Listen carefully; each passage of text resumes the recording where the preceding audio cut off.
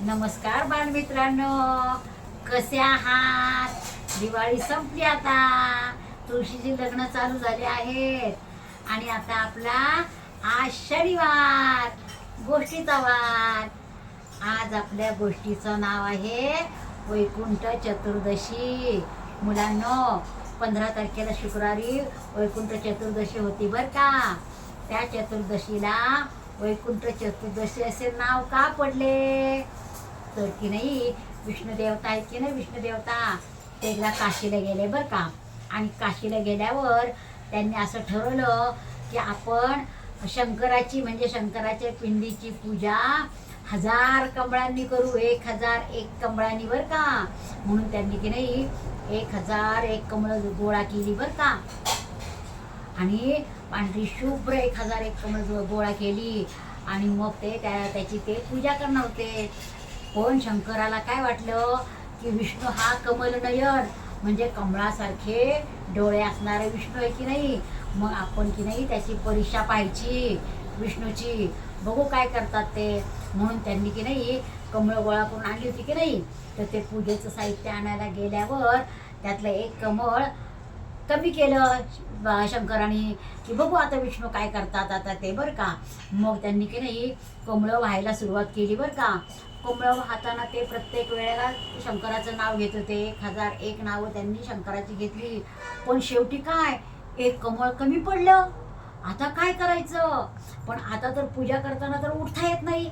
आपण तर शंकराला एक संकल्प केला होता की 1001 कमळांनी शंकराची पूजा करायची म्हणून. आणि आता 1001 कमळ तर नाहीच आहे, 1000च आहे. एक कुठे गेलं कमळ? मग ते काय करतात, नाही आता 1001 कमळ नाही ना, मग आपला एक डोळाच काढायचा आणि कमळ म्हणून द्यायचा. आपण कमल नाही म्हणून आपल्याला ओळखतात की नाही. मग आपण कमळासारखा एक डोळा काढायचा आणि शंकराच्या पिंडीला व्हायचा. म्हणून ते असं संकल्प केलेला असतो त्यांनी की नाही.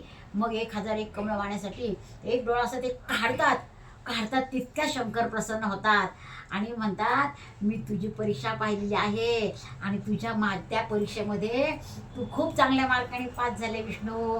त्यामुळे आज की नाही आजच्या चतुर्दशीला मी वैकुंठ चतुर्दशी नाव देतो. कारण आज आपल्या दोघांची पूजा जर केली तर त्याला वैकुंठ प्राप्ती होईल. म्हणून आजच्या दिवसाला विष्णूची आणि शंकराची एकत्र पूजा करतात बरं का मुलांनो. आणि का माहित आहे का, आषाढी एकादशी पासून तर कार्तिकी एकादशी पर्यंत विष्णू देवता झोपलेले असतात बरं का. आणि त्यांची मग जागा कोण चालवतं? त्यांची जागा शंकर चालवतात. आणि मग ते शंकर सगळं कामकाज पाहतात बरं का विष्णूचं. आणि विष्णूचं कामकाज शंकराने पाहिलं की मग वैकुंठ चतुर्दशीच्या आहे कार्तिकी एकादशीच्या दिवशी की नाही, मग शंकर काय करतात, विष्णूला की नाही तुळशी वाहतात आणि त्यांना जाग करतात. आणि त्यांनी केलेले 6 दिवस त्यांनी आपले काम पाहिले की नाही. 6 महिने आषाढी एकादशीपासून कार्तिकी एकादशीपर्यंत शंकराने आपलं काम पाहिलं. म्हणून विष्णू देवता त्यांना बेल वाहतात, फुलं वाहतात, त्यांच्या आवडीचा नैवेद्य दाखवतात आणि दोघं एकमेकांना गळा भेट करतात. म्हणून त्या दिवसाला वैकुंठ चतुर्दशी असे नाव पडलेले आहे. म्हणून आपण पण शंकराला आजच्या दिवशी बेल आणि तुळस व्हायची आणि विष्णूला पण बेल आणि तुळस व्हायची म्हणजे हरिहराची भेट झाली असं समजतात. आणि मग विष्णू देवतेने त्यांना कमळ वाहिले की नाही, एक कमळ डोळ्याचं व्हायला सुरुवात केली की नाही. म्हणून प्रसन्न होऊन शंकरांनी त्यांना सुदर्शन चक्र दिलं. विष्णू देवतेच्या हातामध्ये सुदर्शन चक्र आहे की नाही, ते शंकरांनी वैकुंठ चतुर्दशीच्या दिवशीच त्यांना दिलेलं आहे. म्हणून आपण त्या दिवसाला वैकुंठ चतुर्दशी असे म्हणतो. आवडली का गोष्ट आवडली असल्यास लाईक करा, शेअर करा आणि सबस्क्राईब करायला विसरायचं नाही.